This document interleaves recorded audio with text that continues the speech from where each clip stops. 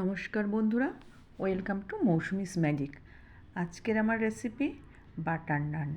তো দেখো কত সফট নরম তুলতুলে বাটার নান, খেতেও যেমন টেস্টি আর বানানোও সহজ। আর আমার টিপসগুলো ফলো করলে এরকম সফট বাটার নান তোমরা বাড়িতেই বানাতে পারবে। তো এর জন্য আমি প্রথমে 1 বাটি ময়দা নিয়েছি, এর মধ্যে সামান্য লবণ, একটু চিনি আর একটু ময়ানের জন্য তেলও দিয়ে দেব। প্রথমে লবণ আর চিনিটাকে মিশিয়ে নিলাম ভালো করে, নিয়ে আমি এখানে বড় 2 চামচ মতন তেল দিয়ে দিয়েছি। এখানে তেলের বদলে সাদা তেল দিয়েছি, তেলের বদলে তেলের বদলে তোমরা মেল্টেড বাটারও ইউজ করতে পারো। তো ওগুলো মিশিয়ে নিয়ে ভালো করে এরপরে আমি 100 গ্রাম মতন টক দই দিয়ে দিয়েছি আর একটা ছোট ইনোর প্যাকেট।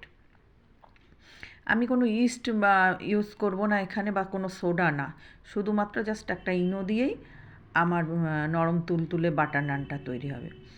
তো আমি ওই দইয়ের সাথে ইনোটাকে ভালো করে মিশিয়ে নিয়ে আমি ওই ময়দার সঙ্গে খুব ভালো করে আগে মিশিয়ে নেব।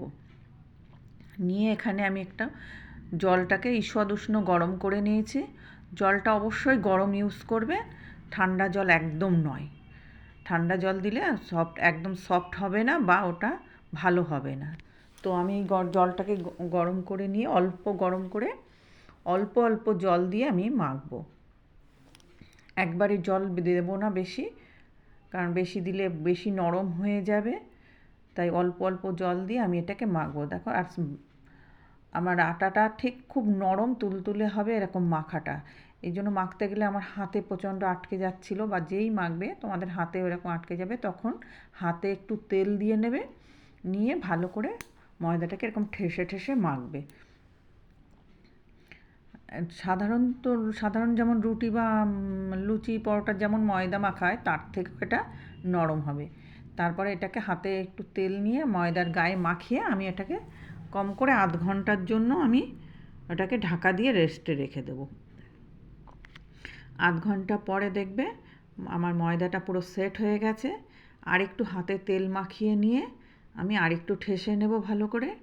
ঠেসে নিয়ে এবার এর থেকে আমি লেচি কেটে নেব।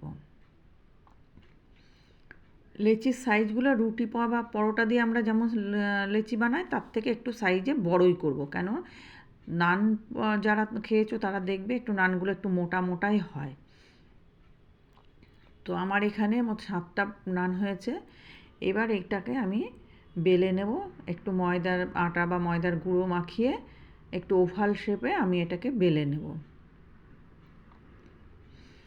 আমরা বিয়েবাড়িতে বা দোকানে নানগুলো খাই, এত টেস্টি মনে হয় যেন খুবই ভালো লাগে। তো বাড়িতেও এইভাবে আমরা বানিয়ে খেতে পারি। এবারে আমার ওভাল শেপে ময়দাটা বেলা হয়ে গেছে রুটিটা।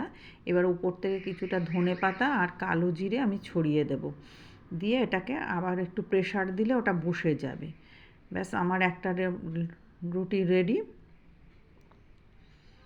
এরকম ওভাল শেপে একটু ওভাল শেপে করে রাখবো, যেহেতু ময়দা আস্তে আস্তে এটা একটু গুটিয়েও যাবে। তো আমার একটা রেডি হয়ে গেছে বানানো নান। ফের আমি আর একটা বোঝার সুবিধার জন্য আমি আরও একটা বানিয়ে দেখাচ্ছি। তোমরা ঠিক এইভাবে বানাবে, দেখবে তোমাদের নানও খুব সফট হবে। অনেকে বাড়িতে বানায়, বলে যে এত সফট হয়নি, হার্ড হয়ে গেছে, খাওয়া যাচ্ছে না, ছেঁড়া যাচ্ছে না। কিন্তু আমি বলবো যে তুমি এইভাবে, ঠিক আমি যেভাবে বললাম এইভাবে বানিয়ে দেখো, একদম সফট হয়ে যাবে। ব্যাস, আমার দুটো নান বানানো রেডি হয়ে গেছে।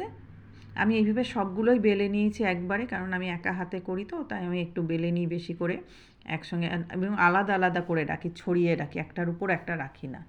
এবার একটা নানের উল্টো দিকে আমি একটু জল দিয়ে ভিজিয়ে নেব, নিয়ে চাটু গরম হলে তার উপর দিয়ে দেব। এবারে দেখো ওপর থেকে কেমন ফুলে ফুলে উঠছে নানগুলো। এরকম ফুলে ফুলে যখনই উঠবে তখনই চাটুটাকে উল্টো করে দিয়ে আমি ওপর পিঠটাও এইভাবে সেঁকে নেব। যেহেতু আমি জল দিয়েছি তাই চাটুর সঙ্গে ওটা আটকে আছে, পড়বে না, পড়ার কোনো চান্স নেই।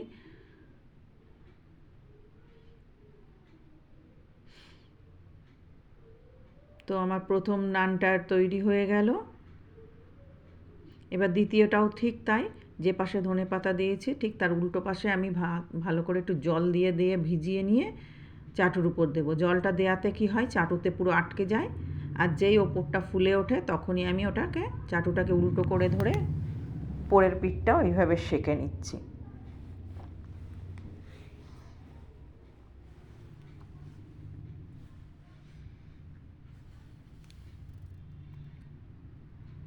আমার এইভাবে সমস্ত নানগুলো আমি এইভাবে তৈরি করে নেব।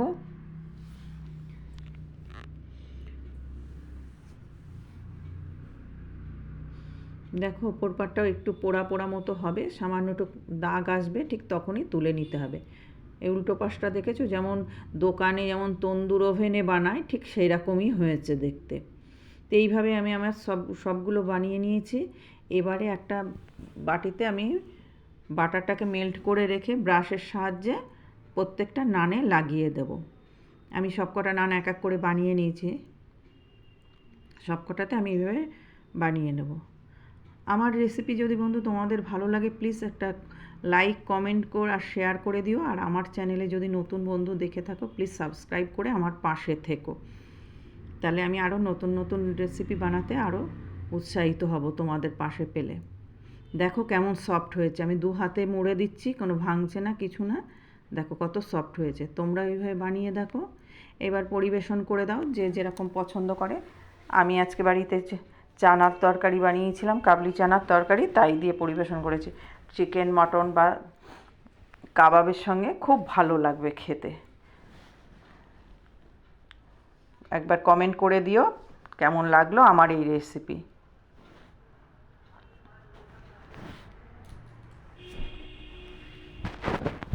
সবার তো খেয়ে খুবই ভালো লেগেছে, খুবই সুন্দর হয়েছে, খুব প্রশংসা পেয়েছি। তোমরাও প্রশংসা পেতে একবার করে বানিয়ে খেয়ে দেখো এবং সবাইকে খাওয়াও।